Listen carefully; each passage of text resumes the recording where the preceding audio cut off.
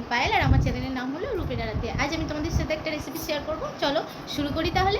আজ যে রেসিপিটা আমি তোমাদের সাথে শেয়ার করব সেটা এতটাই টেস্টি হয় যে মাছ মাংস ফেলে রেখে তোমরা এটাই খাবে। দেখো, প্রথমে এটার জন্য কিন্তু আদা রসুনটাকে পেস্ট করে নিতে হবে। তোমরা চাইলে মিক্সিতে পেস্ট করতে পারো, আমার মা কিন্তু সব কিছু শিলেই বাটে, আমি আগেই বলেছি। দেখো, মায়ের অলরেডি বাটা হয়ে গেছে, আদা রসুন বাটাটাই লাগবে। চলো এবার কড়াইতে তেল দিয়ে দিলাম। তেলটা কিন্তু গরম হয়ে এলে আমরা কিন্তু একে একে সমস্ত ফোড়নগুলো দিয়ে দেবো। প্রথমে কিন্তু আমরা দেবো 5 ফোড়ন, তারপর দেবো কাঁচা লঙ্কা। তোমরা যদি শুকনো লঙ্কা পছন্দ করো অবশ্যই দিতে পারো, ভালোই লাগে খেতে। তো প্রথমে কাঁচা লঙ্কা মা দিয়ে দিল, তারপর দিয়ে দিল রসুন বাটাটা। রসুন বাটাটা দিয়ে মা এবার কিন্তু নাড়তে থাকছে। এইবার মশলাটা মোটামুটি একটু কষা হয়ে গেলে আমরা কিন্তু কুচানো পেঁয়াজ দিয়ে দেবো।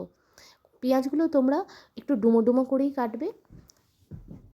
এবার পেঁয়াজগুলোকে ভালো করে কিন্তু গোল্ডেন ব্রাউন করে ভেজে নিতে হবে, যতক্ষণ না পর্যন্ত পেঁয়াজগুলো কিন্তু গোল্ডেন ব্রাউন করে ভালো করে ভেজে নিতে হবে। পেঁয়াজটা একটু গোল্ডেন ব্রাউন হয়ে গেলে আমরা কিন্তু দিয়ে দেব এই রেসিপির মেন ইনগ্রিডিয়েন্টস, আর সেটা হলো কুচানো কাঁচা টমেটো। কাঁচা টমেটো কিন্তু এই রেসিপির জান।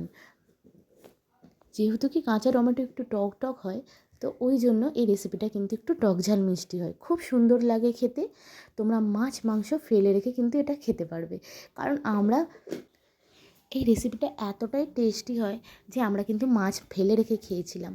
তো নুন হলুদ এরপর দিয়ে দিতে হবে। দেখো, নুন হলুদটা পরিমাণ মতো দিয়ে দেবে। তোমরা যদি চাও ধনে গুঁড়ো জিরে গুঁড়োও দিতে পারো, কোনো অসুবিধা নেই। আমরা কিন্তু দিইনি, কেননা আমরা কাঁচা টমেটোর টেস্টটা খুব পছন্দ করি, তো সেই জন্য আমরা দিইনি। তো অল্প 1 চামচ মতো চিনিও দিতে পারো। তো এবার দেখো, আদা বাটাটাও মা দিয়ে দিল।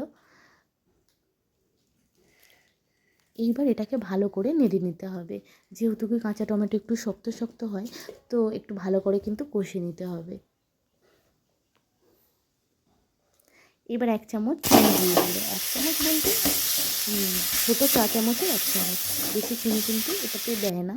তো যেহেতু কি টক ঝাল মিষ্টি হয়, তো একটু তো চিনি দিতেই হবে। আর দিয়ে দিচ্ছি শুকনো লঙ্কার গুঁড়ো। রেসিপিটা যেহেতু কি ঝাল ঝাল হয়, লঙ্কাটা কিন্তু তোমরা বুঝেই দিও। যারা ঝাল কম খাও তারা কম দিতে পারো, কোনো অসুবিধা নেই, কিন্তু ঝালটা দিলে বেশ ভালো লাগে খেতে। এরপর জলটা দিয়ে দিতে হবে। টমেটোগুলোও যাতে নরম এবং সফট হয়ে যায়, তার জন্য জলের পরিমাণটা আমরা কিন্তু 1 গ্লাস মতো জল দিয়েছি, কেননা তাতে টমেটোটা ভালো করে নরম ও সফট হয়ে যায়। দেখো, এবার চাপা দিয়ে ভালো করে 10 মিনিট মতো ফুটতে দিতে থেকেছি। এটা 10 থেকে 15 মিনিট মতো একটু ফুটতে দিতে হয়, যাতে একটু নরম হয়ে যায় টমেটোগুলো।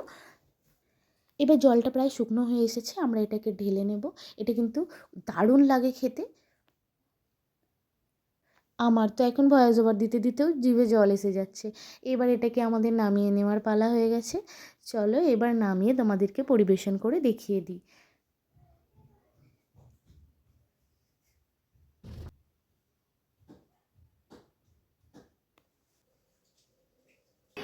আজকের রেসিপিটা শুকনো ভাতে তোমরা ট্রাই করে দেখো, শুকনো ভাতের সাথে খেয়ে দেখো, জাস্ট দারুণ লাগবে।